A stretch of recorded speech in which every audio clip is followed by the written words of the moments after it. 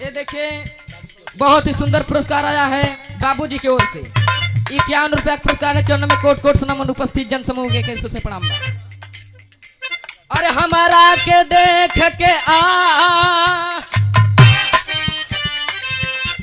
और हमारा के देख के आँखी मटका घुंघटा के नीचे कावे गोरी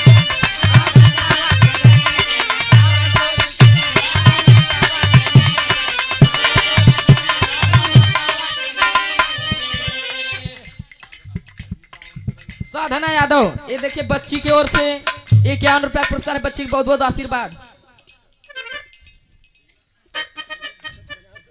अरे राम घुंघुटवा के नीचे कौनो एक लड़का दुल्हन के देख के बता दो भैया।